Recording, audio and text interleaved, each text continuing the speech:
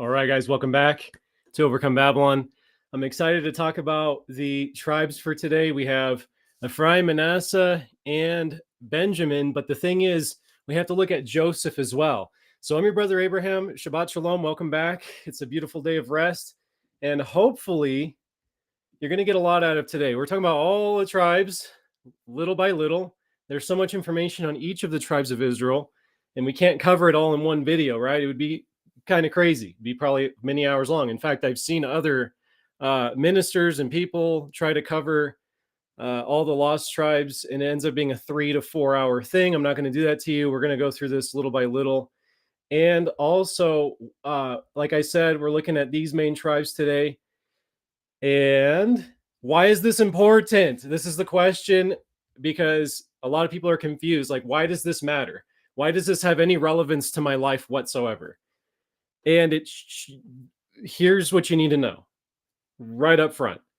If you call upon the name of Jesus for salvation, John chapter 5, verse 24 says, "Most assuredly, I say to you, he who hears my word and believes in him who sent me has everlasting life and shall not come into judgment, but he has passed from death into life." So the moment you actually believe what Jesus said about himself, that he is God in the flesh, before Abraham was, I am, and that he died, was buried, rose again, and defeated the death and the grave, and by believing in him that he is, and he is right now in heaven ruling and reigning, and you believe in him, you want to come back into covenant with him, that's called being grafted into the kingdom of Israel.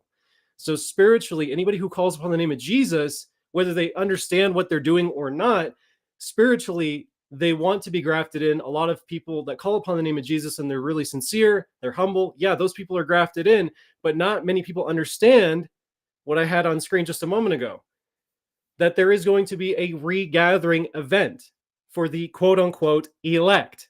Now, we're not talking about Calvinism, predestination, Arminianism. We're not talking about that kind of stuff. Let's just look at what the word says. Deuteronomy chapter 30, verses 2 to 4. If, I'm adding that word if there because it says and in New King James and King James, but if is what it says. This is the fundamental context of Deuteronomy chapter 30. If you return to the Lord your God and obey his voice, okay, return, that means to repent, obey his voice. Oh, okay, I want to do what Jesus said. I want to follow the teachings of Christ. Obedience to Christ, yeah, that's what everybody's trying to do in Christianity and Christendom, right? So if we repent and turn to Jesus according to all that he has commanded us, right? Now, this is Moses. Now he's writing this down. These are direct words from God. But according to all that I command you today, and you and your children, with all your heart, with all your soul, that the Lord God will bring you back from captivity and have compassion on you and gather you again from all the nations where the Lord your God has scattered you. If any of you are driven out to the farthest parts under heaven, from there the Lord your God will gather you, and from there he will bring you. When Moses is saying this, nobody's been scattered yet. He's literally talking to all the tribes, including the mixed multitude of strangers that had been grafted in at that time. People don't understand this. It was a mixed multitude that came out of the Exodus, but Moses is there. He's talking to all the tribes, and he's saying, you are going to be scattered when you disobey. But if you actually repent and turn to Christ, you will be remembered at a specific point in time when he's going to gather you. Well, what's that point in time? That's what Jesus is. He is the Old Testament revealed. He's the renewed covenant. All the words of Christ illuminate what the Old Testament was plainly telling us about future prophecy. That's what Deuteronomy chapter 30 is. So Isaiah 19 verse 1 says, "Behold, the Lord Yehovah rides on a swift cloud." And Matthew chapter 24 verses 30 and 31 say the same exact thing. The Son of Man is going to be on a cloud. All the tribes of the earth are going to mourn because of him. And what does it say? So first of all, you should know that Jesus is Yehovah, or Yahweh, or Yahuwah, however you want to pronounce his name, that's fine. But Jesus is God, Jesus is Yehovah. So when Isaiah chapter 19 verse 1 says, "Behold, the Lord rides on a swift cloud to judge Egypt," and by the way, he's gathering up his remnant, the same thing is, it's exact same concept that's in Matthew 24:31. He, the Lord, Yehovah, Jesus, the Holy Spirit, they're all the same exact thing. Triune Trinity God, it's the same exact thing. You don't like the word Trinity? Too bad. I like it because I don't have a phobia with the number 3. Some people get really crazy about this. Like, I'm afraid of the number 3. I have no phobias about the number 3. That's exactly what the Bible teaches. Genesis chapter 18, all the way through and through. Yes, he's Echad, he's one, but it shows you right here. Isaiah 19, Matthew 24, one God is going to be on a cloud. That's Jesus or Yehovah, same exact person. And he is going to send his angels, Matthew 24:31 says, with the great sound of a trumpet, and they will gather together his elect. Well, who's that?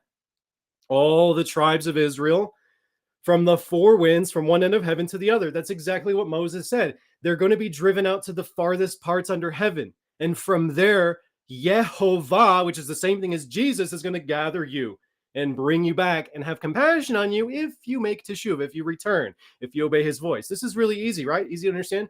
This is the fundamental reason why we study all of this. Like, why should we care about all these symbols? Where do these symbols even come from? Well, hopefully that's not you, but we've been already talking about this. These symbols are found in Genesis chapters 48, 49, Deuteronomy, and they're also found in other places. Let's talk about it. Let's talk about that today. Now, where we left off in Joshua chapter 13, and we talked about that there was a bunch of land still needing to be conquered. Joshua didn't conquer everything in Gaza, the land of the Philistines, but what ended up being conquered is what I have on screen here.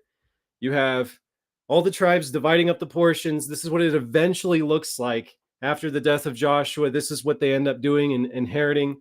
Although, yeah, Judah never fully conquered the coastline.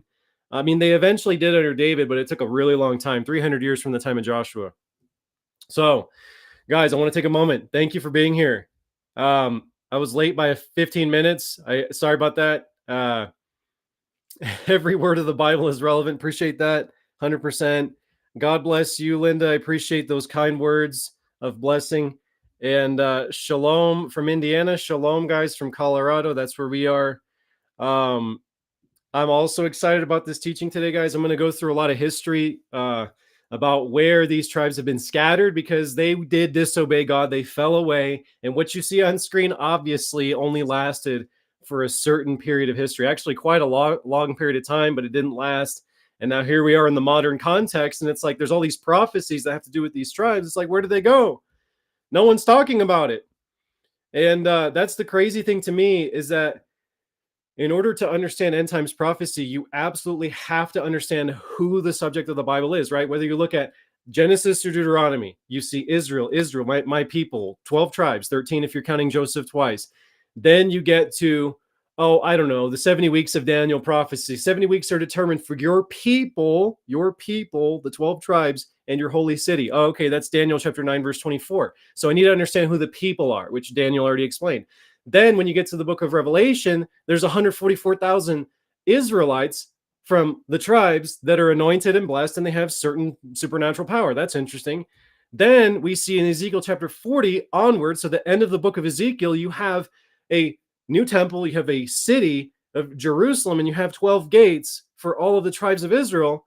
And Levi is obviously, he has his own portion, but you have all this going on. It's like everything revolves around the 12 tribes of Israel. I mean, if you don't understand who they are, you're never really going to understand prophecy. You'll figure it out eventually because it's going to happen right before your eyes, but you're not really going to understand and be able to see it coming, basically. So it's extremely important for wisdom, for discernment, for walking in these last days wisely, to be able to actually discern what's about to happen on the world stage, who the key major players are from a biblical prophetic identity. These things are massive. And that's why most people are so confused about end times prophecy. One thing I forgot to mention last time that we were live last week is that the camp of Israel was arranged from north, south, east to west when they would go through the wilderness. And you had Dan in the north, Judah in the east, Reuben in the south, and Ephraim in the west. The reason why that's important is because, and I failed to mention this from the top because obviously Judah is easy. It's the line of Judah. We're told that in Genesis. But like Reuben with the man, like where do we get the man symbol? Well, you have a man. That's the standard in the south with Reuben, the eagle of Dan in the north, the bull of Ephraim in the west. The reason that we're able to make those hermeneutical conclusions really soundly is because all you have to do is understand, okay, there's this pattern with the lion in the east, and you have these things.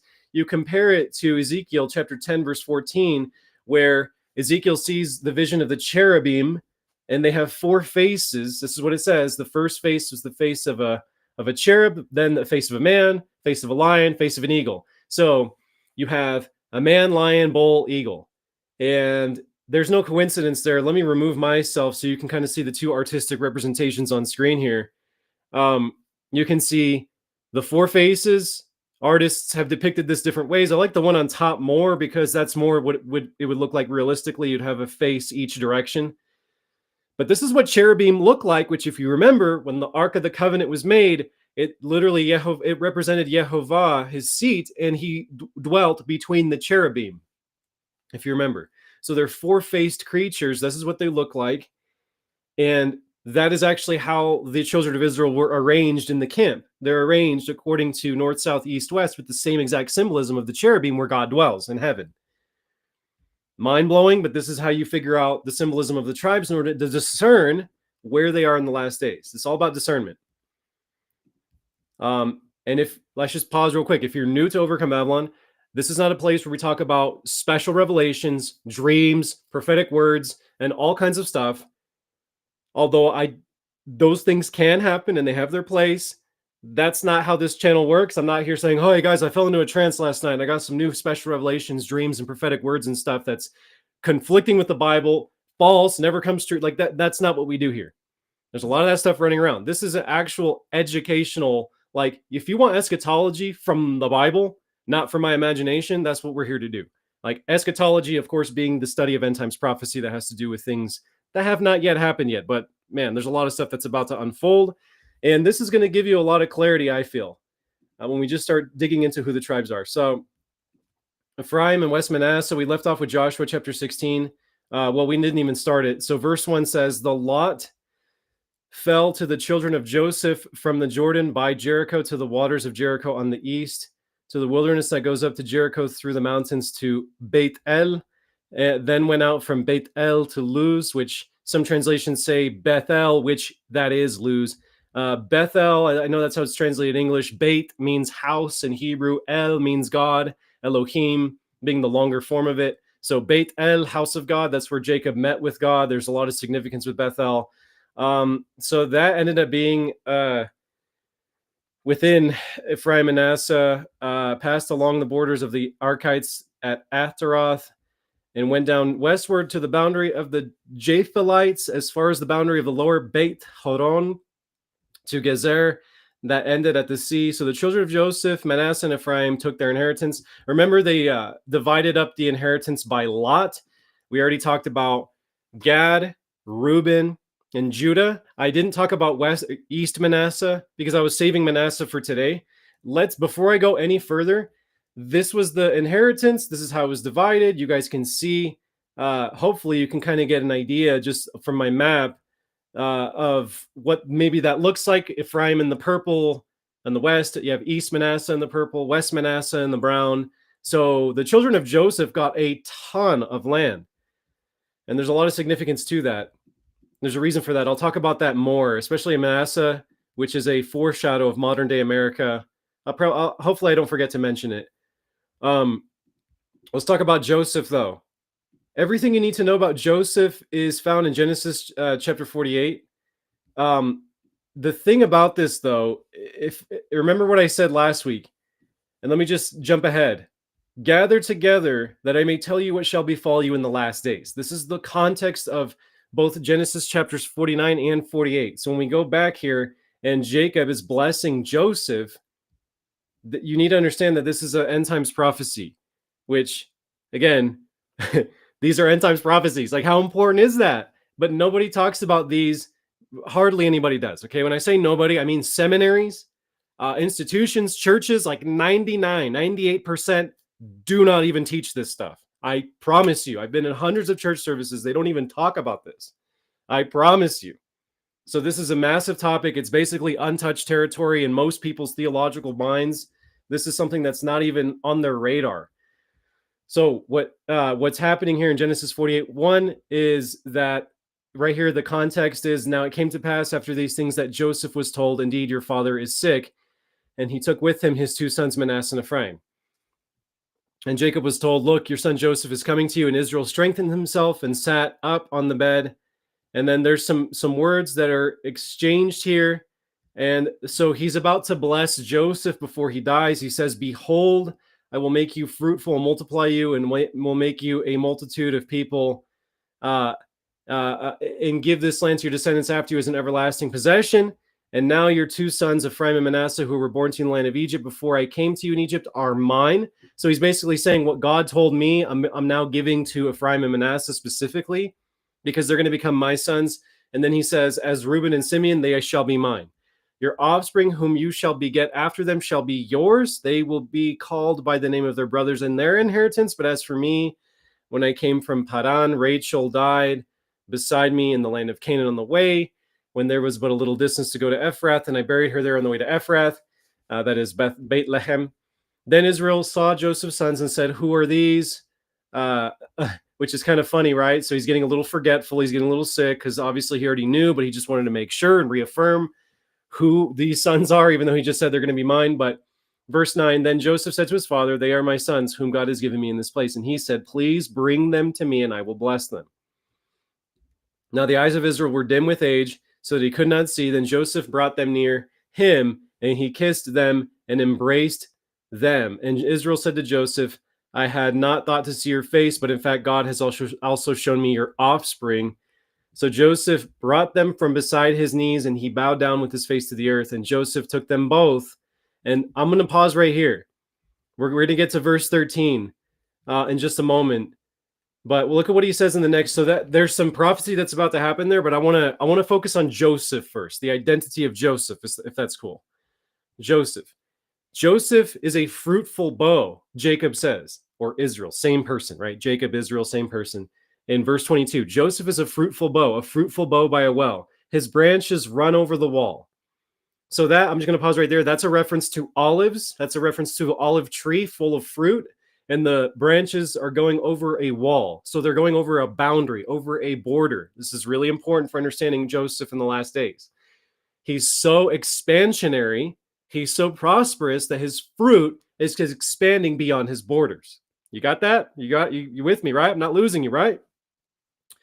Chapter 49 of Genesis 23. The archers have bitterly grieved him, shot at him, and hated him, but his bow remained in strength. And the arms of his hands were made strong by the hands of the mighty God of Jacob. From there is the shepherd, the stone of Israel. So again, that's a reference to the fact that his brothers, Joseph's literal 11 brothers, sold him into slavery. That, of course, you guys know the story. Then Joseph was prosperous in the prison. Then he became, obviously, well, he wasn't in prison right away. He went to Potiphar's house. Then he went to prison. Then he became the right-hand man of the Pharaoh. And then everybody prospered with Joseph. So he remained strong, even though he was shot at with falsehood, deception, and he was betrayed by his own brothers. So he's just kind of reaffirming these things. But the first thing you should really pay attention to, that he's fruitful. You should pay attention that there's archers that have grieved Joseph. His bow is strong. We should be looking for a bow in the symbols of Joseph in the last days. And then it says, by the God of your father who will help you, and by the Almighty who will bless you with the blessings of heaven above, blessings of the deep that lies beneath, blessings of the breasts and of the womb. So they're going to be obviously very prolific, lots of children, very big. Whoever Joseph is in the last days, we should expect him to be very large as far as a people group. Genesis 49:26, the blessings of your father have excelled the blessings of my ancestors up to the utmost bound of the everlasting hills. They shall be on the head of Joseph and on the crown of the head of him who is separate from his brothers. We'll talk about Benjamin today also. So let me show you what I have on screen here. Before I do, I just want to talk about Joseph. So Moses' departing blessing, Deuteronomy chapter 33, verse 13.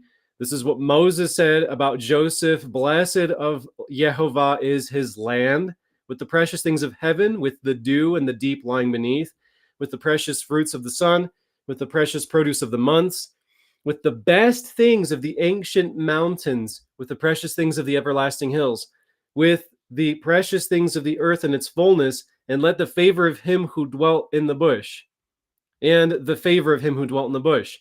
Let the blessing come on the head of Joseph and on the crown of the head of him who is separate from his brothers. His glory is like a firstborn bull. So that's a cow, ox, bull, a bullock. His horns like the horns of a wild ox. Together with them, he shall push the peoples. That's another word for nations, to the ends of the earth. They are the 10,000s of Ephraim and the thousands of Manasseh. This is so key for understanding who Joseph is in the last days. So, with that said, I now reveal to you what I have on screen here, if I can find it right here.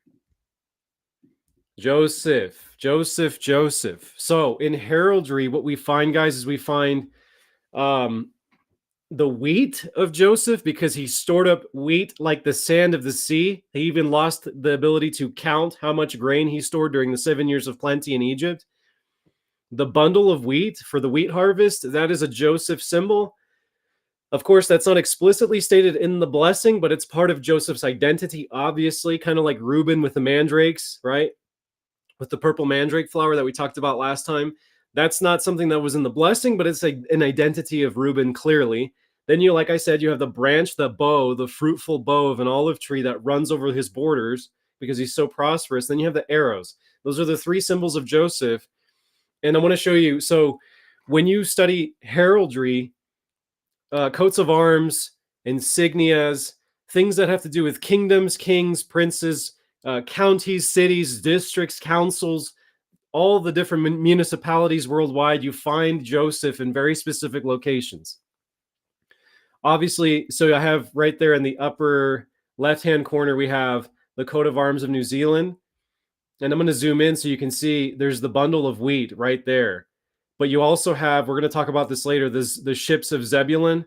So usually what I look for is I look for at least two symbols. If I'm looking for a country or looking for an area, I look for two symbols to really confirm that that location is definitely Lost Tribes territory.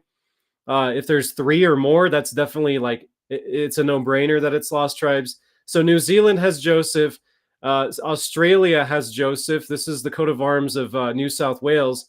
That was the coat of arms of actually New Zealand itself. New South Wales has the wheat, bundles of wheat, and of course the Lion of Judah. Then you see the coat of arms of Queensland, Australia. You have the bundle of wheat once again. So there's a lot of bundles of wheat in Australia, but you also see the bull. You see the bull right there of Ephraim, which we'll talk about more. The Great Seal of the United States has basically everything that's Joseph, Josephine, if you want to say it that way. You have the fruitful bow in one talon, and then you have the eagle. The eagle is holding a bunch of arrows. So you have the arrows, the archers that shot at Joseph, and there's a bunch of other symbolism in here. We'll talk about that a little bit more. The emblem of the Italian Republic has on one side it has oak leaves on the right-hand side, but on the left-hand side it has a branch of olives. So obviously we're, Italy has historically, had a lot of lost tribes in it. Paul was writing letters to the Romans.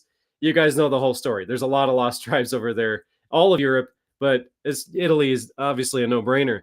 What's really cool here, pay attention on the bottom of my screen to how similar the royal standard of the Catholic monarchs of Spain is to the Great Seal of the United States. We think that some of these symbols are like random or they just kind of appeared on the stage of history. So even though I have a date here for 1475 to 1492 for the Catholic monarchy of España, you should know that these types of symbols emerge. So this eagle with the arrows in one talon, well, it's not actually in the talon, but it's right where it would be in the same exact place of the Great Seal of the United States. Is that coincidence? Probably not. Definitely not. But the arrows are in the same exact place as the Great Seal of the United States, right to the bottom of the bird. The arrows and the yoke, there's like a yoke there, an old school yoke for oxen, for plowing the field or whatever, but it's a yoke. It symbolizes captivity and bondage, which obviously Joseph has been in bondage ever since he was kicked out of the promised land, but always ruled over and lorded over by many different nations, always at war, never at peace. The same is true of the United States right now. But when you look at the royal standard of the Catholic monarchs, you look at the Great Seal of the United States, these things are so similar. What I was going to say, I didn't finish my thought there, with even though it's 1475 to 1492, that symbol shows up over and over again throughout Spain's history. It's not just that one little like 20, 30-year period of history. It shows up more. So that's really important to pay attention to. These types of symbols show up repeatedly. So that's Joseph. Those are just some of the places where Joseph was scattered. But of course, if there's one place that really represents Joseph, it's right here. It's right here, guys. This is where you're going to get the clarity that Joseph, who is Joseph now? I showed you definitely, okay, United States, the land down under. Okay. His glory is like a firstborn bull. He's going to push the peoples to the ends of the earth. They are the 10,000s of Ephraim and the thousands of Manasseh. What obviously what we're being shown here is that Ephraim is 10 times greater than Manasseh. Whatever that is, let's try to figure it out right now together, right? And I've talked about it before many times. Let's go back to Genesis 48. This is where you're going to get the clarity. What does it mean that Ephraim is 10 times greater than Manasseh? Why? Right here. This is where you get the answer. Genesis 48:13, and Joseph took them both, Ephraim with his right hand toward Israel's left hand, and Manasseh with his left hand toward Israel's right hand, and brought them near him. Then Israel stretched out his right hand and laid it on Ephraim's head, who was the younger, and his left hand on Manasseh's head, guiding his hands knowingly, for Manasseh was the firstborn. And he blessed Joseph and said, God, before whom my fathers Abraham, Isaac, and Isaac walked, the God who has fed me all my life long to this day, the angel who has redeemed me from all evil, bless the lads, let my name be named upon them, in the name of my fathers Abraham and Isaac, and let them grow into a multitude in the midst of the earth. Now, when Joseph saw that his father laid his right hand on the head of Ephraim, it displeased him. So he took hold of his father's hand to remove it from Ephraim's head to Manasseh's head. And Joseph said to his father, not so, my father, for this one is the firstborn. Put your right hand on his head. But his father refused and said, I know, my son, I know. He shall also become a people, and he shall also become great, but his younger brother shall be greater than he, and his descendants shall be a multitude of nations. So that's your secret. That's the secret clue of who Ephraim and Manasseh are right there. His descendants shall be a multitude of nations. So the younger Ephraim was blessed before Manasseh, the true firstborn. And that's why he crossed his hands, guys. He crossed his hands. This is such an important symbol. I'm going to show you just how important it is. So this is what it says, verse 20. He blessed them that day, saying, by you Israel will bless, saying, may God make you as Ephraim and as Manasseh. Thus he set Manasseh, or Ephraim, before Manasseh. Then Israel said to Joseph, behold, I am dying, but God will be with you and bring you back to the land of your fathers. Moreover, I have given you one portion above your brothers, which I took from the hand of the Amorite with my sword and with my bow. So again, I kind of already alluded to this. I already kind of pointed it out. That's why Ephraim and Manasseh have so much land. They were given one extra portion above the rest of the brothers. He said, I'm giving you an extra portion. He said, let my name be named upon them. And so the Levites, they never got an inheritance. So there are still, quote unquote, 12 tribal allotments, but 2 were for Joseph, as you see on screen. That's why Manasseh and Ephraim have so much land. And I mean, they make up basically most of the north. And that's why this is so important in prophetic scriptures. When you're looking at prophecy, whether it's Isaiah, Ezekiel, Jeremiah, like all of them, Zephaniah, you see so many references to Joseph, Ephraim, house of Israel, house of Isaac, northern tribes. It's always talking about the northern house, the Bible is, but it uses Joseph because Joseph was the key figurehead of the tribes, of all the northern tribes. And then, of course, Judah is the figurehead of the south, especially after the splitting of the kingdom. So that is what we see on screen. Now, who's Ephraim? Let's take a look a little closer. Who are those tens of, the 10 times greater nations, a multitude of nations? A multitude of nations. Well, when you look at the bull, there's 3 symbols that we're going to look at. We're going to look at the bull, the horn, and the unicorn. Now, let me get myself out of the way. The bull, the horn, and the unicorn.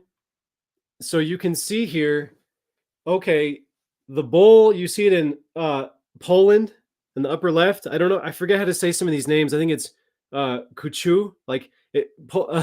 Polish is a difficult language for me. Iceland, you see the bull. You see it again. We already looked at Queensland. We already looked. Oh, we didn't look at the Duke of Somerset, the coat of arms of the Duke of Somerset in England. That also has the bull. It's a blue bull in this particular case. You also see Australia again. What I found interesting when I was doing research, guys, is Indonesia has a bull. Can you see it? It's black. It's on the red background. It's black. Indonesia has a symbol called the state emblem, which is called Garuda Pancasila. I believe the C is pronounced as a CH, Pancasila. And so a lot of people probably wouldn't think of Indonesia as being a major identity.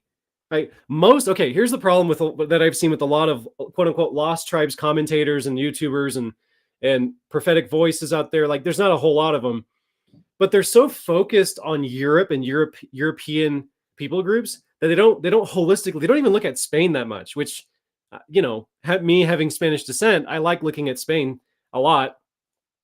But a lot of the information out there is so heavily focused only on Germanic and Anglo-Saxon European ancient history. There's so much more. Obviously, we know that the tribes were dispersed everywhere. I talked about this last time, and I talked about how there was multiple dispersion events throughout the history of the North, especially, but also the South. You have all these dispersions of Israel and Judah throughout history. And so Indonesia, it makes sense, right? It's the largest Muslim country in the world. They've adopted Islam unlike anybody else, basically. I mean, you have over 200 million Muslims there. At least that's what data reveals. And, places like Saudi Arabia, which is the birthplace of Islam, they're not even on the top 10 list. Islam is dominating Indonesia. Well, Islam is an Abrahamic religion. It's an Abrahamic religion. And so it makes sense that, when we look at who the people groups are where Ephraim has been scattered, it makes sense to be looking for Abrahamic adherents, like people who are adhering to Abrahamic religions, Catholicism, Christianity, and Islam being probably the main three. We should be looking for those people groups. So it makes sense that they accepted Islam. It makes sense that when you examine Indonesia, there's a lot of names that sound Hebraic. There's obviously lost tribes there. We're being shown that in the symbolism. You have the eagle of Dan, you have the bull of Ephraim, and you also have, if you saw it, I'm not sure what they refer to this as, but I've seen this over and over again, the chain of captivity, and you have the wheat of Joseph as well. So you have a chain of captivity and the wheat of Joseph. And again, not enough lost tribes commentators even talk about these types of connections. They're very focused on Europe, but I want to bring you guys as holistic of a view as I can. You see the bull in Germany, all over the place in Germany, different Germanic towns and not provinces, but like districts. Also, on the bottom right of my screen, we have double confirmation there with the symbolism. You have the unstable waters of Reuben, and you have a bull of Ephraim over there in Botswana in southern Africa. So you have these symbols there. But so we know that Israel's been scattered everywhere. The question becomes, what is the primary major identity? And this is where people get really distracted because they want to focus on skin color and they want to focus on tribalism. Not here. What is the actual fulfillment of the prophecies that are in our Bibles? And I don't know about you, but I don't like twisting the Bible to make a narrative fit. I want to see what it actually says for itself. And out of all the nations where you see Ephraim, obviously it is the United Kingdom. Obviously, John Bull being, so if you don't know, on the upper right hand corner, I almost forgot to mention John Bull. It's kind of like John Bull is kind of like Uncle Sam. He's a national personification of the UK and was used in political cartoons and graphics, like those types of things, like posters. And he basically was used heavily during the World War I era for recruiting new recruits to serve in the armed forces.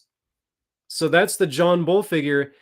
And I guess what I'm trying to tell you is the UK has always had this identity of being associated with the bull. And no kidding, it shows up everywhere on their coats of arms. We'll talk more about the unicorn and the other symbol of the horn in just a moment, because both of those go together. what you need to know is that the Angles were the tribe that basically gave England its name. Now, I've heard this told a few different ways. England, some people, I've heard it taught that the the reason why England is called England is because when the first people groups arrived to the shores of England, they saw the cliffs of the island, and they're like, "Oh wow, these are really sharp and jagged. They're very full of angles." And so England, Angle Land, it's a jaggedy islands, Angle Land is basically how it became known as. Angles, Angle Land. But a more accurate way of kind of describing the origins of England is that the Angles were actually a Germanic people who settled in Great Britain, and they basically kind of took over. So the Germanic tribe of the Angles is actually most likely where the name England actually comes from. And then, of course, that plays a big. That's a really important thing to point out, because they actually worshipped a pagan deity called Nerthus. It's an ancient Germanic goddess, and what's interesting about Nerthus is that she would be depicted artistically, like on this chariot I have on screen here, and she would be not pulled by horses, but pulled by bulls. So you'd have this pagan goddess that was revered by the Angles being pulled on a chariot by two bulls, or a cart by two bulls or cows. So no matter where you look, you constantly find the bull of Ephraim everywhere in the symbolism. Now, obviously, the biggest fulfillment, and I already have it on screen here, of the prophecy, of course, is the UK. The UK, the British Empire, comprised the dominions, colonies, and all these territories ruled or administered by the UK. And by 1913, the British Empire held sway over 412 million people, and it was 23% of the world's population at the time. In 1913, when they reached their peak of power, the UK was dominant. And what did the prophecy say? That Ephraim's horns, with his horns, is going to push the peoples to the ends of the earth. And the English language spread everywhere through Ephraim, which I'm telling you is the UK, the British Empire, and all the British Empire countries, obviously, because the symbolism is everywhere. And that's exactly what it was, right? It was a commonwealth of nations. It wasn't one nation, it was nations. And that's exactly what the prophecy told us. And so when I say this, though, and it happened in the comment section last time when I was going through this with you guys, I was like, we should be looking for the last days prophecy. Here's Reuben. Here's, and I started going through it. People are commenting saying, no, Abraham, you're wrong, because Ephraim is supposed to be cursed. Haven't you read Leviticus chapter 26? Haven't you read Deuteronomy chapter 28? Haven't you read the curses of the law? They're going to be the tail, not the head. They're going to be enslaved. They're going to be basically a backwards people. They're never going to do anything significant in history. So I need to kind of pause for a second, because there's this distorted, twisted view that the Israelites, the blessings that we just read, right?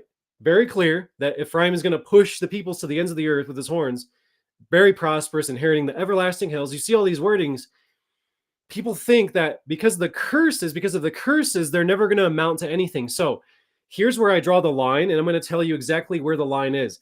I do not hold to a minimalist view of the tribes of Israel in history. I hold to what the Bible teaches. I hold to a maximalist point of view, which is what the Bible says.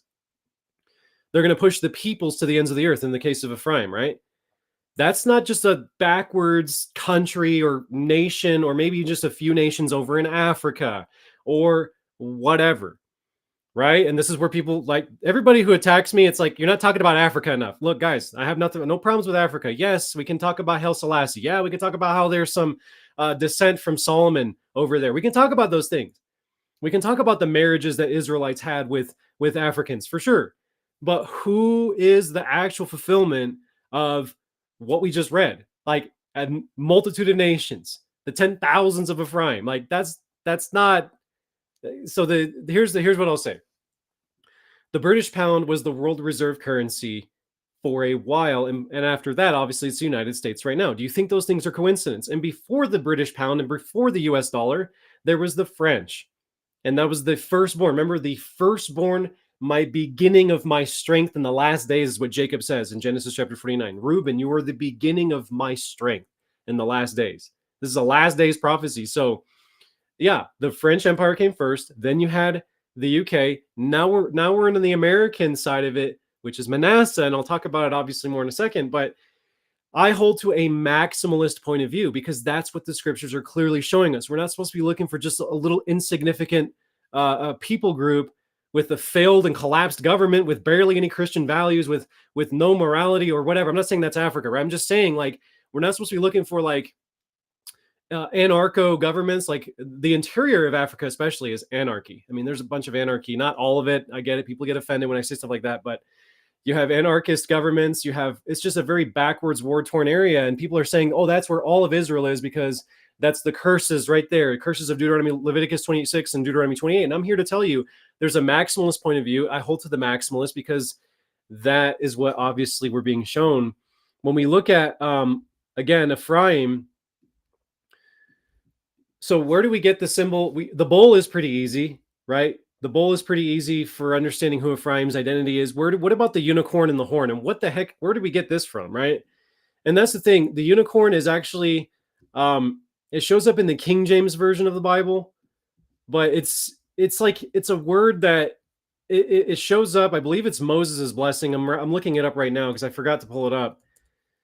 But there's a mythical creature associated with Ephraim, and it's the unicorn, and it's translated as such in Deuteronomy 33:17, that Ephraim, his glory is like the firstling of his bullock, his horns are like the horns of a unicorn or unicorns.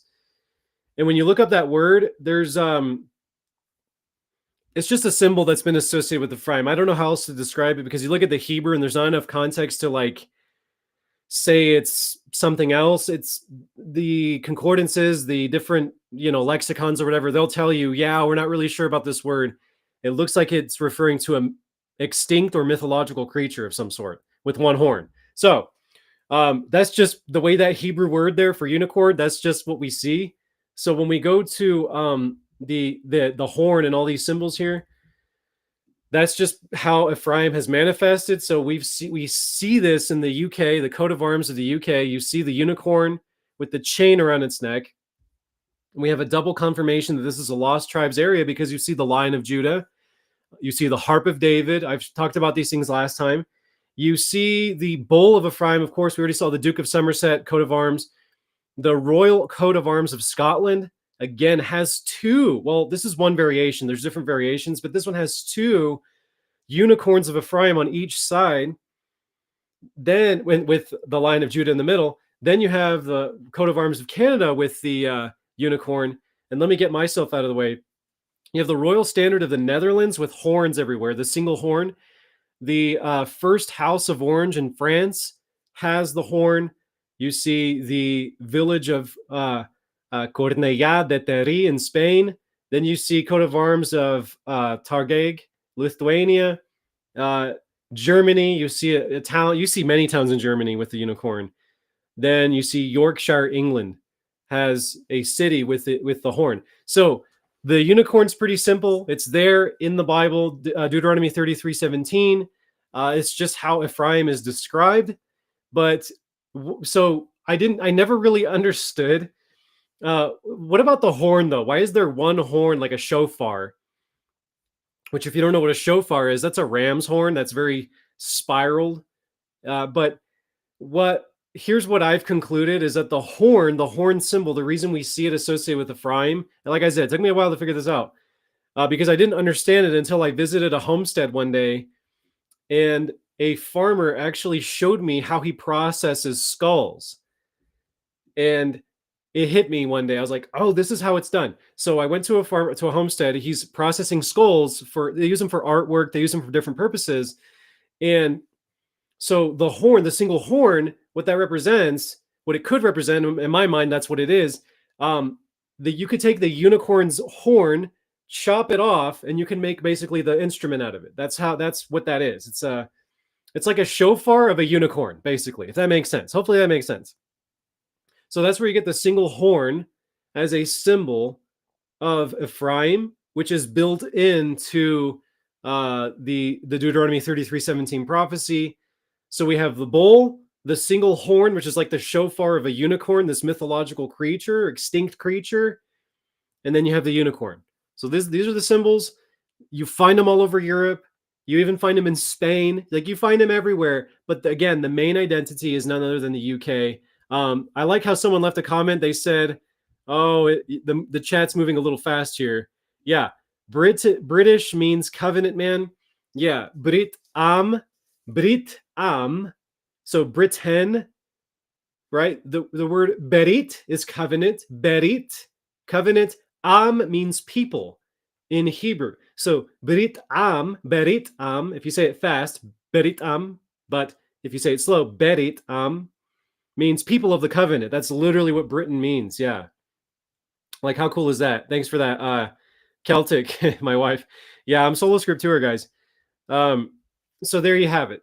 Ephraim, probably not going to spend too much more time on that because it's pretty straightforward. You can see the connections even to the Germanic Angles and their false goddess with the chariot being pulled by bulls, all the way to the manifestation of the UK and its last days prominence with the British pound, with being a commonwealth of nations, expanding its borders, its bow running over the wall, everything that we were told in the prophecy, his being so fruitful, a colonial empire, a colonial power. And I know like there's a bunch of anti-colonial rhetoric out there. It's just a fact. Joseph is colonial, whether it's the British or whether it's the Americans. Joseph is colonial. And so the Commonwealth of Nations was insanely powerful. And eventually what happened is the British Empire went into too much debt after World War II. And they ended up taking a massive loan from the United States. If you guys understand what the Proverbs say, the borrower is a servant to the lender. And so the United States actually ended up on top. And even though the United States and the UK have had rocky relations from the beginning with the revolt of the 13 colonies, as you guys know history, very straightforward. It is no coincidence that from the womb of the United Kingdom came out the United States, and the United States ended up being the next superpower of world history. What are the odds of that? You think that if you think that's coincidence, I don't know what to tell you. But what I think is happening, I think it's pretty clear actually, is that we're seeing the fulfillment of what Jacob actually said in the last days, what would happen. That Ephraim came first before Manasseh, the true firstborn. And here's the funny thing about the United States, right? We're going to transition to Manasseh now. Just like the ancient land of Israel was divided up by lot, and you had East Manasseh and West Manasseh divided by the Jordan River in the middle, you also have the United States divided by the Mississippi right in the middle into East and West. Is that coincidence? Probably not. Because again, you put all these things together, you layer all these things, the probability of these things being just coincidence or chance or random, the statistical probability of so many layers conforming to the biblical narrative, conforming to a maximalist view of scripture, it's just impossible for these things to be coincidence. That East and West Manasseh had the Jordan River in between. East and West United States have the Mississippi in between. Very interesting, but there's more. There's a lot more to consider. Now, remember what it said here in Genesis 49, that Joseph was going to receive blessings, the utmost bound of the everlasting hills. They're going to be on the head of Joseph. Well, what else describes the United States, right? We talked about the UK. We talked about that being Ephraim. Now let's talk about the Manasseh prophecies. But first, we'll start with just where did they end up anyway? Now, remind me, we did not read all of, we didn't read all of Genesis 16, did we? Yeah, we did. If we didn't read all of it, there's not a whole lot here. It's just talking about a few different cities. Let's jump over to Joshua chapter 17. And let's roll with 17. Remember, East Manasseh already had their inheritance on the other side of the Jordan. So we already discussed that tribal inheritance. Now let's just talk about the other half tribe of Manasseh in the west. Joshua 17:1. There was also a lot for the tribe of Manasseh, for he was the firstborn of Joseph, namely for Machir, the firstborn of Manasseh, the father of Gilead, because he was a man of war. Therefore, he was given Gilead and Bashan. So phonetically, this is something that I came across in my research. Yard Davidi and others confirm it. Machir was one of the ancestral heads of Manasseh. If you say Ha Machir, that's the Machir. So Ha Machiri, the sons of Machir or the Machirites, Machir, Hamakiri or America. It sounds very similar. Hamakiri, America. If it became basically mixed over time, you could easily come to that conclusion. Hamakiri, America. It's very similar.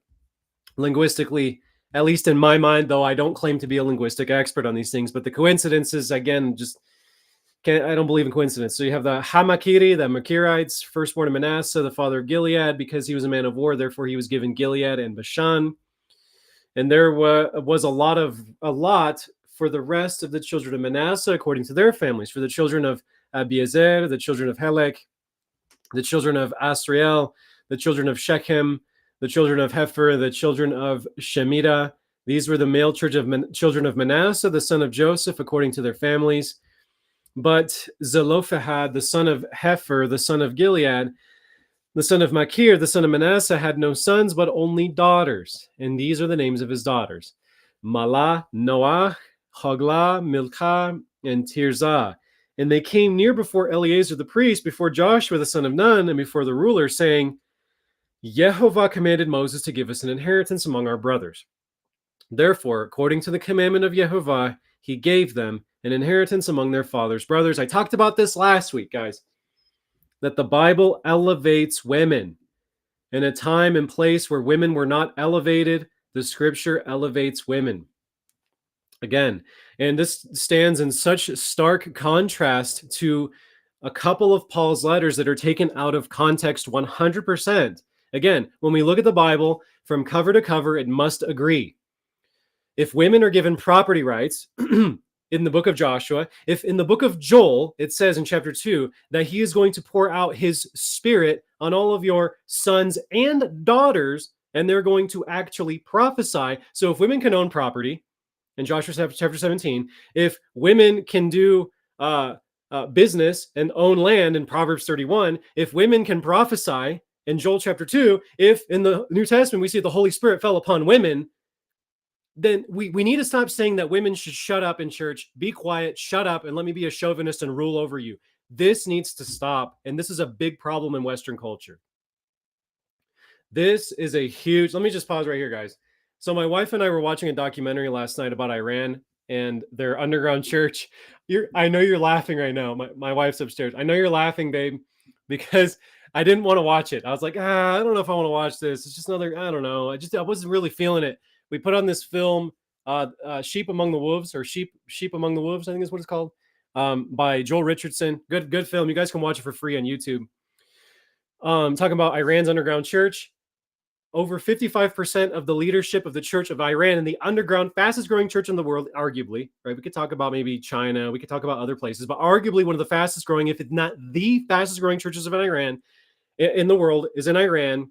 And the women are the pastoral, prophetic, teaching voices in the Church of Iran. Like, women play the major role in the Church of Iran. And so I just want to make, guys, look, if you look at what the Bible says, you go from beginning to the end, it's crystal clear. Women are supposed to be elevated. We have this idea. And again, I am a recovered chauvinist. I was born and bred with that kind of mentality, right? A lot of Hispanic, Latino culture kind of can have that. I'm not saying all, but Latino culture can have that kind of chauvinistic dominance. I've overcome that. Actually, I had to cast out a few demons about that chauvinistic male dominance, because when you look at the scriptures, and it talks about men and women being created in the image of God, male and female, he created them. It's men and women are the image of God together. There's not one that's better than the other. And this or that, this is just crazy. And my wife and I are going to be doing a little bit deeper dive on this. We're going to do a little series about women. Can women teach? Should they be pastors? Well, they're doing it in Iran under the guidance of the Holy Spirit, whether you like it or not. So, but we're going to talk about scripturally. Why did Paul say, yeah, forbid the women and don't let them talk in church? Why did Paul say these things? Because again, it's just a Pauline doctrine from just Paul's letters, like just Paul. And when there's a Pauline doctrine just from Paul that doesn't agree with the rest of the scriptures, we need to take the time to understand what he actually meant. So that's a problem in Western culture. Women were elevated here. We saw this last week with one of the daughters of Caleb, Aksah. So again, I just want to remind you, if you struggle with chauvinism, male dominant stuff, that is demonic. You need to overcome that. And that is a big problem with clergy. That's a big problem in Western society, this male chauvinistic dominant spirit, that women are just inferior and just need to shut up. And it's ridiculous, guys. It's so ridiculous. And yeah, we'll address this question in an upcoming series. Stay calm. We'll talk about what Paul meant because it's very misunderstood. 10 shares fell to Manasseh beside the land of Gilead and Bashan, which were on the other side of the Jordan. Joshua 17:6, because the daughters of Manasseh received an inheritance among his sons, the rest of Manasseh's sons had the land of Gilead. And the territory of Manasseh was from Asher to Mikmethath, which that lies east of Shechem. And the border went along south to the inhabitants of En Tapua. And Manasseh had the land of Tapua, but Tapua on the border of Manasseh belonged to the children of Ephraim. And the border descended to the brook Kana, southward to the brook. These cities of Ephraim are among the cities of Manasseh. The border of Manasseh was on the north side of the brook, and it ended at the sea. Southward it was Ephraim's, northward it was Manasseh's, and the sea was its border. Manasseh's territory was adjoining Asher on the north and Issachar in the east, and in Issachar, and in Asher, Manasseh had Beit Shan and its towns, Ibleam and its towns, the inhabitants of Dor and its towns, the inhabitants of Endor and its towns, the inhabitants of Taanach and its towns, the inhabitants of Megiddo and its towns, 3 hilly regions. Yet the children of Manasseh could not drive out the inhabitants of those cities, but the Canaanites were determined to dwell in that land. And it happened when the children of Israel grew strong that they put the Canaanites to forced labor, but did not utterly drive them out. This ended up being a big problem, as you guys know, in the first couple of chapters of Judges. They started mixing and mingling. This is not a racial, quote unquote, racial problem. It's a spiritual idolatry problem. They were commanded to drive out the Canaanites. They didn't do it. And the spiritual infiltration of false gods, false deities, and paganism crept into the tribes because they failed to actually carry out the word of God. Joshua 17:14, then the children of Israel spoke to Joshua, saying, why have you given us only one lot and one share to inherit, since we are a great people, inasmuch as Jehovah has blessed us until now? So Joshua answered them, if you are a great people, then go up to the forest country and clear a place for yourself there in the land of the Perizzites. It almost sounds like parasites, right? It's kind of funny. And the giants. So there's parasites and giants. Since the mountains of Ephraim are too confined for you. But the children of Joseph said, the mountain country is not enough for us. And all the Canaanites who dwell in the land of the valley have chariots of iron, both those who are of Beit Shan and its towns, and those who are in the valley of Jezreel. And Joshua spoke to the house of Joseph, to Ephraim and Manasseh, saying, you are a great people and have great power.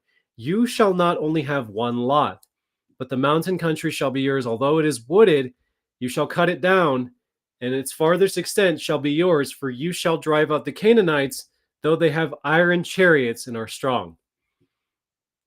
So, with that said, let's talk about who these brothers eventually became. Well, we already talked about Ephraim, of course. Let's take a look at the map one more time. If you want a refresher, I'll give you a little, a little view. They ended up inheriting a ton of land. It's almost disproportionate. And especially, here's one thing you should know too. If you look at the censuses of the books of Numbers, and you look at the census that was completed at the end of Numbers, Manasseh is kind of an average-sized tribe. One of the bigger tribes was actually Zebulun. And there are other tribes that are bigger. Judah's bigger. But Manasseh was kind of like average-sized. yet they inherited so much land. And so my conclusion, which is the same conclusion, by the way, all this information is in Bible Prophecy Secrets, right? So make sure you go on the link down below to download it for free. But one of my conclusions was that Manasseh in the last days has to be America, because of all the fulfillments. It came out of Ephraim, which is the UK. It became a world dominant power, still has the world reserve currency somehow hanging by a thread, but it still has the world reserve currency. And just like Manasseh didn't really have a big population in one small area, but spread out its borders and the people were dispersed, that's kind of how the United States is. Although most of the people in the United States live along the coastal lines, there's a lot of people that just like to have their big slice of land and they live in the middle of the country and they're spread out. They're not highly concentrated like Japan or Indonesia or different parts of the world where there's a high concentration in just tiny little areas, right? But Manasseh, what we see historically, which is what we see with Americans, they like to have the land and they like to spread out. We need more lots, man. Come on, let's have the big cars, big homes, big American life, big American dream. The big Hamakiri dream, right? Okay, I'm getting a little nerdy now, but you get my point. Manasseh, let's look at the symbols. The big Hamakiri dream. The Great Seal of the United States has so much Joseph. You see the arrows, you see the bow of the olives. We talked about that. We also have the 13 stars and the stripes, 13 being a symbol of the very final tribe of all the tribes of Israel. If you're counting Joseph twice, there's 13. You get to Manasseh, and he's the very last one to really manifest on the world stage, the last recipient of the birthright blessings. Because if you remember, Reuben had the firstborn blessing, being the son of Leah, the firstborn of Leah, the firstborn of Jacob at all. But he defiled his father's couch. Then the blessing went to the head of Joseph, who was the firstborn of Rachel. Then, of course, the blessing was split with Ephraim, the younger one, first, then Manasseh. And so these are the final birthright recipients on the world stage.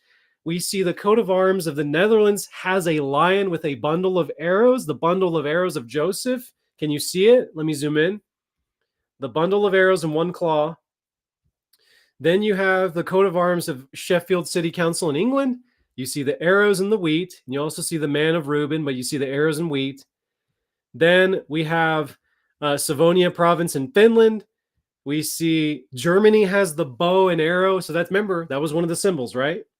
The bow, the archers shot at Joseph, but his bow remained strong. The bow could be assigned to either Ephraim or Manasseh, but I'm just going to say it's Manasseh. That's kind of how I've been presenting it for a while. There was a old oblast in southeast Siberia that used to have this coat of arms. In Russia, oh, this is another one. So this one goes back to like the 12th century. In Hungary, there's a county that has the bow and the wheat, two symbols of Joseph in Hungary. Then you see the bow again in Germany. So you see Manasseh is very ubiquitous in Europe, just like most of the symbols, most of the tribes are. Where we get more clarity, though, is the X. You get the X cross. So this, when I was first talking about this may have not made sense to you. Or you may have not noticed it. But remember, Joseph brought the two sons in a certain way to where Jacob was forced to cross over his hands in order to bless them. He had to hold his hands in an X pattern, and he did it on purpose, and it displeased Joseph. He's like, hey, I'm kind of mad about this. What are you doing? Bless the firstborn. He's the firstborn. Manasseh's the firstborn, but he crisscrossed his hands. And so the X, the crossing of Jacob's hands, became a fundamental symbol of the lost tribes, guys. And so it goes by different names. So I'm going to talk first about the cross of Burgundy, a form of the St. Andrew's cross. That cross of Burgundy, you find it in Spain, actually. In the coat of arms of Spain, that was there for a while. But it's basically the St. Andrew's cross is what you see everywhere. And you see the obviously, let's start with an old kingdom of Mercia in England. Mercia in England, or the 12th century flag of Gascony in France, or the actual St. Andrew's flag used by the Russian Navy. Even to this day, it's used by the Russian Federation. They use the cross of Manasseh.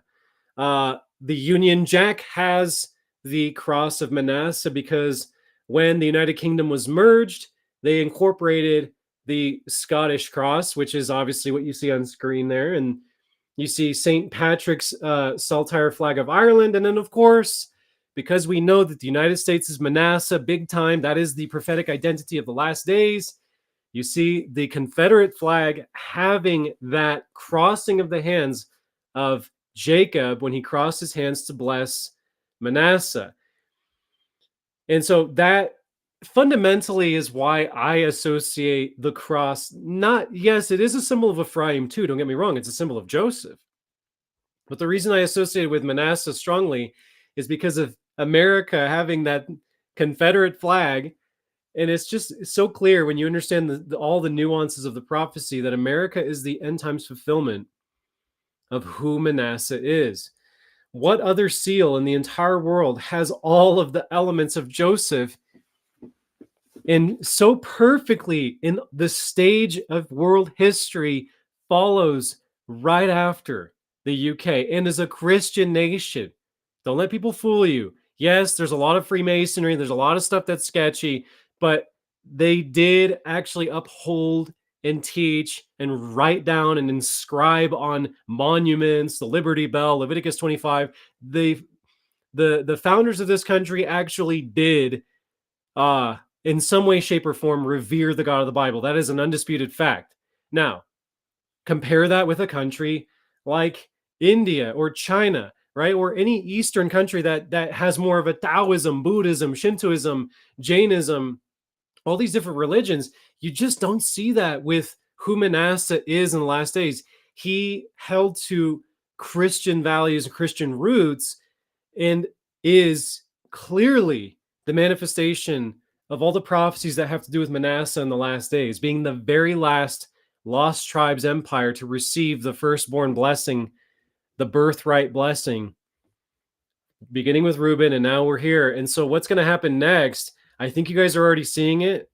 Manasseh's biting off more than he can chew, going to war with Iran and trying to go to war with Russia through proxy. Right now, it's kind of through proxy, right? Congress never really declares war anymore. They just kind of just go to war. But through proxy, Ukraine and Russia, Israel and Iran, Manasseh's biting off more than it can chew. We'll see how Trump's golden age goes. We'll see how long this golden age, quote unquote, golden age lasts. But this is not going to end well because of what the prophecies say about the 70 weeks of Daniel. Again, guys, so now that you understand the people of the prophecy a little bit better, we're going to talk more. Make sure you download Bible Prophecy Secrets because I show you what to expect to those people and their nations, just like the United States in the last days. It's not looking good. There's a lot of bad stuff headed our way. And that's why I'm here with you guys live every Saturday, 2 p.m. to help strengthen you in the faith, give you verse by verse exposition through the Bible, and help equip you because there are hard times coming and we need to be grounded in the word. We need to remind ourselves and be just encouraged to be in the word and be reminded of what it says and be reminded of the prophecies and how they all connect together. That's my job here. So hopefully you've been blessed so far. Let's finish off today with Joshua 18, the remainder of the land divided. Now the whole congregation of the children of Israel assembled together at Shiloh and set up the tabernacle of meeting there, and the land was subdued before them. So remember the tabernacle of meeting. This is a key verse. The tabernacle was the place of worship. That was like where the Levites did all the sacrificial and ceremonial things that the Torah requires. That's really important because it stayed there for another 300 years until the temple was built by Solomon. So that's a lot of history there at Shiloh. Very important location. When you look at other places in the Bible, it talks about Shiloh. Well, you're going to get a lot more clarity when you realize that the tabernacle was set up there. So don't. That's like a key verse of like Israel's history, that the tabernacle was set up at Shiloh.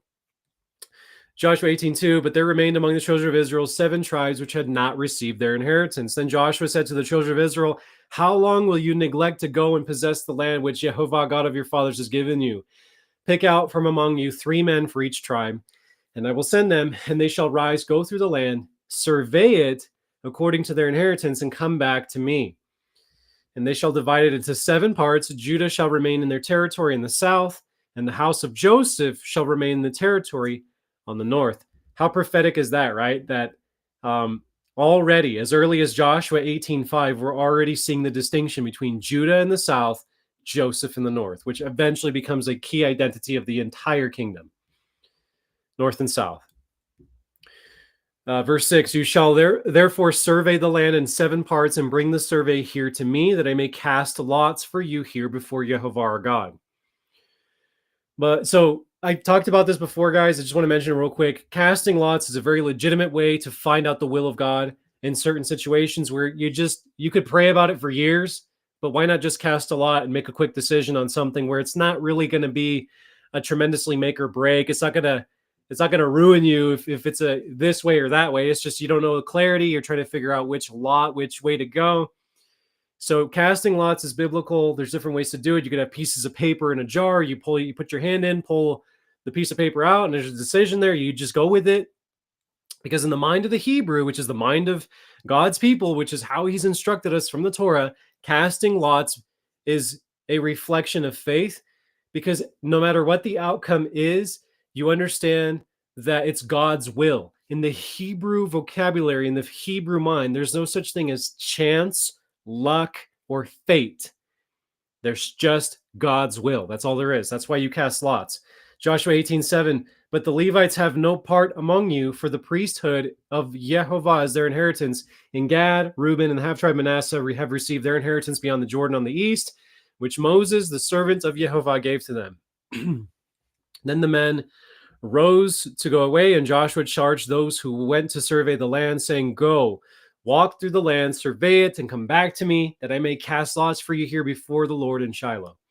So the men went, passed through the land, and wrote the survey in a book in 7 parts by cities, and they came to Joshua at the camp in Shiloh. Then Joshua cast lots for them in Shiloh before the Lord, and there Joshua divided the land to the children of Israel according to their divisions. And we'll end here with Benjamin. I'm excited to show you guys Benjamin because this is it's just a good one. It's a good piece of history. Everything that Benjamin went through. There's a lot here. So now the lot of the tribe of the children of Benjamin came up according to their families, and the territory of their lot came out between the children of Judah and the children of Joseph. Their border on the north side began at the Jordan. And the border went up to the side of Jericho on the north and went up through the mountains westward. It ended at the wilderness of Beit Aven. And the border went over there toward Luz, to the side of Luz, which is Beit El, southward. And the border descended to Ataroth Adar, near the hill that lies on the south side of lower Beit Horon. Then the border extended around the west side to the south from the hill that lies before Beit Horon southward, and ended at Kiriath Baal, which is Kiriath Yarim, a city of the children of Judah. This was the west side. The south side began at the end of Kiriath Yarim, and the border extended on the west and went out to the spring of the waters of Nephtoah. Then the border came down to the end of the mountain that lies before the valley of the son of Hinnom, which is in the valley of Rephaim. To the north, descended to the valley of Hinnom, to the side of the Jebusite city on the south, and descended to En Rogel. Rephaim, remember I told you that's giants. I got to take a drink of water. Rephaim are giants. And so there's a valley of the giants there that I can't remember if they still needed to take out the Rephaim. I think they already kind of took care of most of them. But Joshua 18:17 says, and it went around from the north, went to En Shemesh, and extended toward Geliloth, which is before the ascent of Adumim, and descended to the stone of Bohan, son of Reuben. And then it passed toward the north side of Arabah and went down to the Arabah. And the border passed along the north side of Beit Hoglah. Then the border ended at the North Bay at the Salt Sea at the south end of the Jordan. This was the southern boundary. The Jordan was at its border on the east side. This was the inheritance of the children of Benjamin according to its boundaries all around, according to their families. Now the cities of the tribe of the children of Benjamin according to their families, were Jericho, Beit Holah, Emek, Keziz, Beit Arabah, Zemaraim, Beit El, Avim, Para, this looks like Oprah, right? Ophrah, Kephar, Moni, Ophni, Gaba, 12 cities and their villages, Gibeon, Ramah, and Be'eroth, Mizpah, Kephirah, Mozah, Rekem, Irpil, Taralah, Zalah, Elf, Jebus, which is Jerusalem, Gibeath, and Kiriath, 14 cities with their villages. This was the inheritance of the children of Benjamin according to their families. Now, why do I take the time to read these things? You guys probably think I'm nuts. Well, did you notice which city they inherited? One of the cities? Gibeon. What was the problem with Gibeon that we read about earlier in Joshua chapter 9? The Gibeonites deceived Joshua and they messed some things up for him because they said, we're from a faraway land and we're, make a covenant with us of peace. They're like, okay, cool. And what did Joshua say? He's like, why have you deceived us, saying we're very far when you dwell near us? And so the Gibeonites became the servants of the children of Israel. Gibeon was one place where they dwelt. Do you realize that mistake? And again, it was because Joshua wasn't praying. He did not pray for direction. They did not inquire of the Lord as to these foreigners that showed up with raggedy old clothes and cheese that was moldy and bread that's moldy. Joshua did not inquire with the elders to see what was God's will. They're like, make a covenant with us. And the Gibeonites dwelt in the land of Israel, and they dwelt in Benjamin's borders. Why is that important? And this ties in directly into who Benjamin is in the last days. It's so important. It's so important. Because Benjamin ended up being a very wicked nation. Of all the tribes, Benjamin was exceedingly wicked. There's something that happens to them. They get perverted. If you look at Benjamin, it's right here, guys. The little yellow right here on screen. It's a little portion because Benjamin was not a huge tribe. And they become even less after what happens after the civil war that happens because of Benjamin. There's a civil war that happens because of Benjamin. And so what happens is Benjamin, let me just read to you the blessing first, and then we'll talk about what happened with Benjamin. But it ties directly into the Gibeonites and what happened with the Gibeonites. So it says in Genesis chapter 49, verse 27, Benjamin is a ravenous wolf. In the morning he shall devour the prey, and at night he shall divide the spoil. That is the blessing of Jacob upon Benjamin. He's a ravenous wolf. Now, when we see that word wolf, you should automatically think, well, that's a creature of a northern climate. Are there wolves in the Middle East? Probably. I mean, I don't have that knowledge off the top of my head, but are there wolves right there along the Mediterranean, right there? It's an animal of the northern climates or very, very high elevation mountainous areas, but it's a creature of northern climates. And then what Moses said is Deuteronomy 33:12, of Benjamin, Moses said, the beloved of the Lord shall dwell in safety by him, who shelters him all the day long, and he shall dwell between his shoulders. So those are basically the two parallel blessings of Benjamin.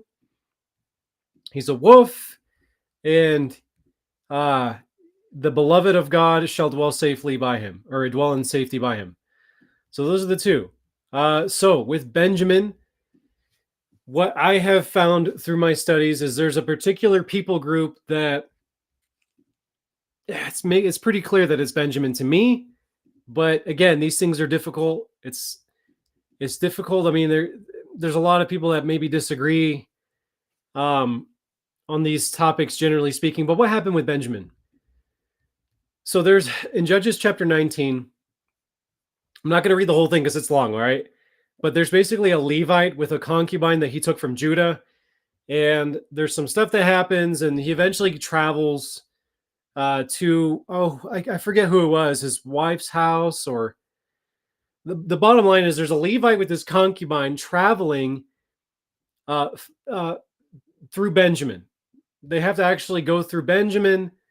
And it's when they were enjoying themselves, this man and his concubine, suddenly there came perverted men, surrounded the house and beat on the door where they were staying.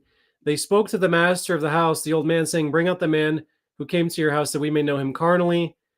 But the master of the house went out to them and said, "No, my brethren, I beg you, do not act wickedly. Seeing this man has come into my house, do not commit this outrage. Look, here is my virgin daughter and the man's concubine. Let me bring them out now, humble them and do to them as you please. But to this man, do not do such a vile thing." But the man would not heed him. So the man took his concubine and brought her out to them.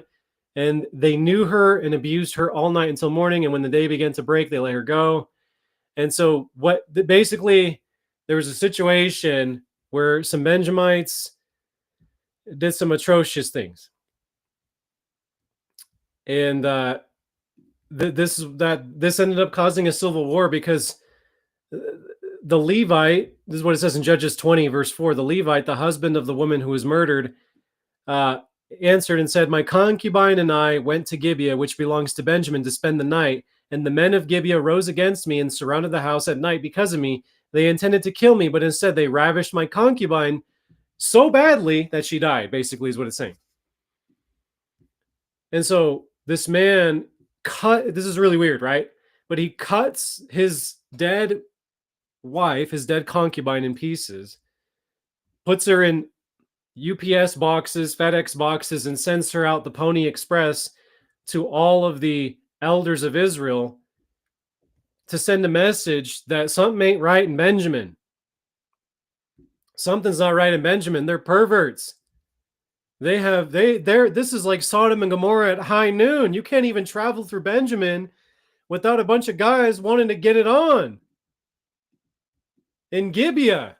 And what did I tell you about Benjamin? Again, this is where people don't, if you skip past some of these key passages of scripture, you're not going to understand the deeper lessons here, that they inherited Gibeon. Maybe it was the Gibeonites that influenced them to behave like this. And there's these perverted men among the Benjamites. And long story short, the sin of Joshua not seeking God properly before he made a covenant with Gibeon most likely led to Benjamin inheriting Gibeon, becoming perverted, and becoming so crazy that you have these guys that want to get it on with another man, a man-on-man type of thing. And what's even worse, the worst part of it is that when the Benjamites were confronted with it, they didn't want to give the men up. They wanted to fight against all Israel. And that's what happens in Judges chapter 20, guys. All of Israel came out to war against Benjamin because of the atrocity. And the children of Benjamin would not give up the wicked men that had done the atrocious sexual act. They would not give them up. That was the request that was made. And so the children of Israel, it says in Judges 20:18, the children of Israel rose up and went to the house of God to inquire of God. And they said, "Which of us shall go up first to battle against the children of Benjamin?" And the Lord said, "Judah first." And they're actually slaughtered. They're whooped. And there's this bloody civil war. At the very end of it, the tribes do defeat Benjamin. And in Judges chapter 20, verse 46, all who fell of Benjamin that day were 25,000 men who drew the sword. All these were men of valor. But 600 men turned and fled toward the wilderness to the rock of Rimmon and stayed at the rock of Rimmon for 4 months. And the men of Israel turned back against the children of Benjamin, struck them down with the edge of the sword from every city, men and beasts, all who were found. They also set fire to all the cities they came to. Because Benjamin basically became like Sodom and Gomorrah.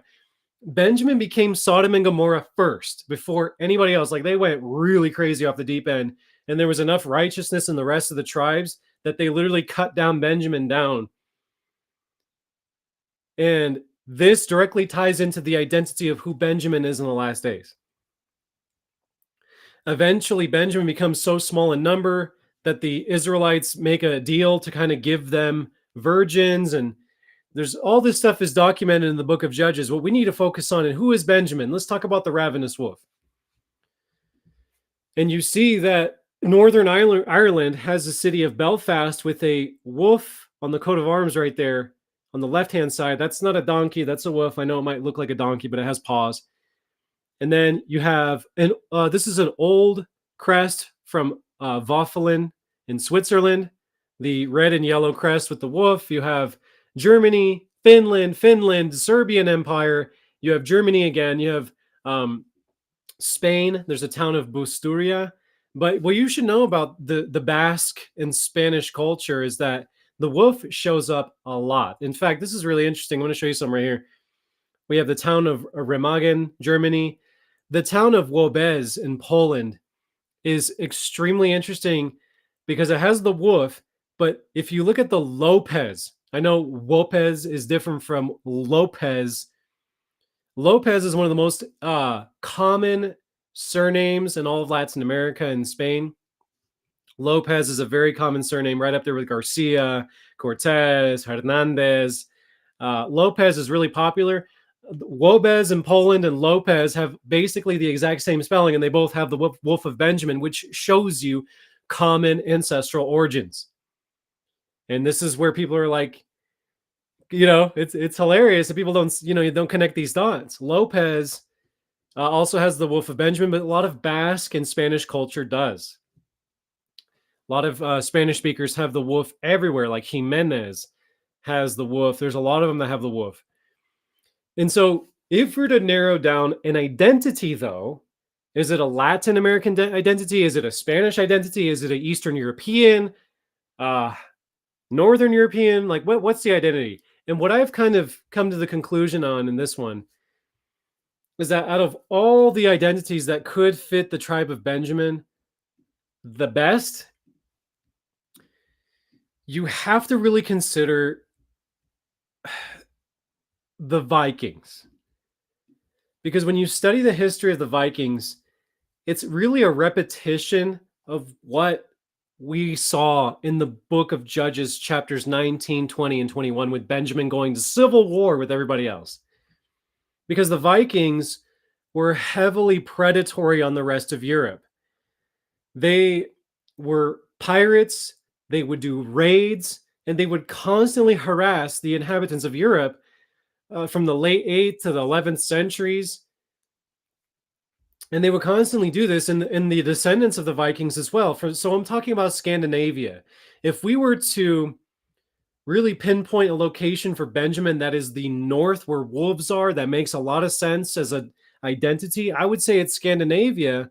Obviously, we see the crests in Poland of Benjamin, and that would match the description, because just like Europe was fighting all these wars with the lone wolf of the Vikings, which were heavily concentrated in Scandinavia, it's a cyclical repetition of what we saw with Benjamin fighting all the rest of Israel during the times of the Judges. That's my big clue to say, I think Scandinavia and the Vikings, I think that's who Benjamin is.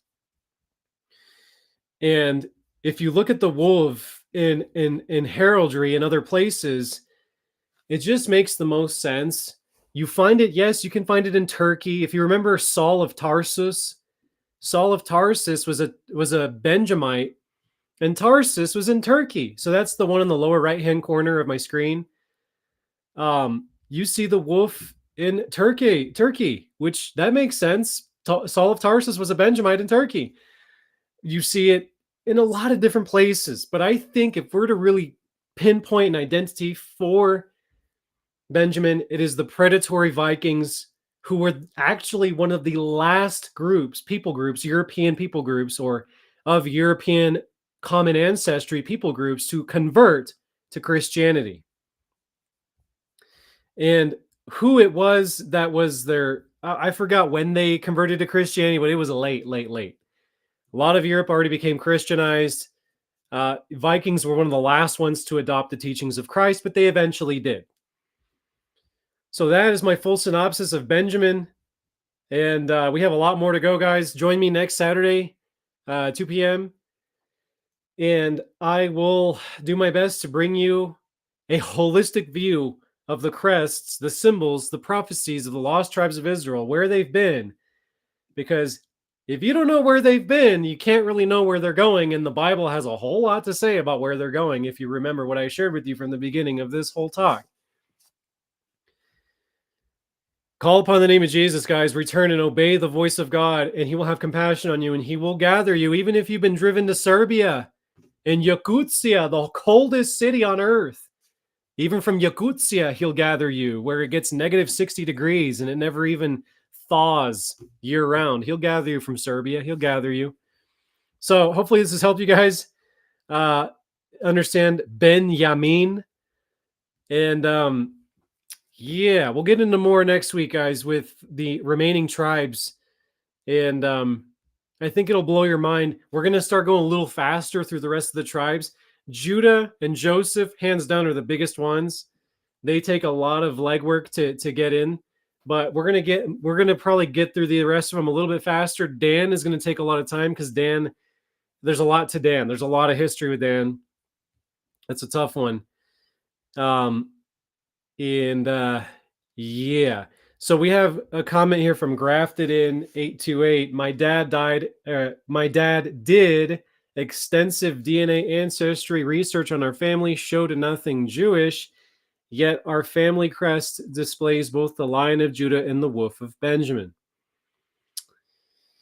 I would say that you're probably a Southerner. Probably a Southerner.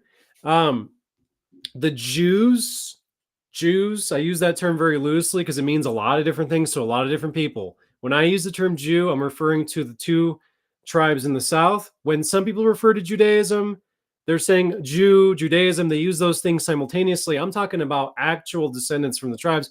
I'm not talking about the religion of Judaism when I say Jewish. So even though you may have not found something Jewish in your ancestry, that's okay, because remember, there have been multiple dispersions. And actually, last time I went live, I forgot to mention there's more dispersions I forgot, but you have the Babylonian conquest of the South. Then, after 70 years of captivity are complete, Ezra and Nehemiah bring back the captives of Judah, but not all of them. A lot of them are dispersed by the Babylonians. But then they settle in the land. They're judged. God uses the Grecian Empire, Alexander the Great, and Antiochus Epiphanes that comes after to judge Judah. They get dispersed during the days of the Maccabees. They get dispersed under the Romans. There's the Jewish-Roman wars. There's so much dispersion of the Jews, Judah and Benjamin, the South. So a lot of Judah, a lot of Jews have lost their identity. And so if you don't find Jewish stuff in your heralds or your practice, like the religiously or otherwise, it's because Judah has become lost as well. So if you found a legitimate family crest with those symbols, that's a pretty good sign that you have Southern ancestry. Of course, when Yeshua comes back, he'll sort this whole thing out. We'll figure it all out. He'll assign us to a tribe. It'll be great. Shabbat Shalom from Los Angeles. Thanks. I appreciate that question about, or what you brought up, Grafted in. Blessings to you also, Bob. Appreciate you guys being here. Sweet. I don't see humongous questions. Dan and Ephraim missing in Revelation 7. We will talk about that. I will bring that up next time, guys. Next time I'll bring that up. Sweet. Appreciate you guys. Hey, I'll catch you on Saturday, 2 p.m. Shabbat next week. I am going to be probably on the road. I'm going to be on the road traveling, but I'll still figure out a way to make it all happen. I'll make it all work, guys. It might be pre-recorded. I might be doing it live. I don't know yet. Just hang tight. That's why I haven't made any announcements about it yet. All right, guys. God bless you. Yeshua be with you, and make his face to shine upon you and give you his perfect peace that surpasses all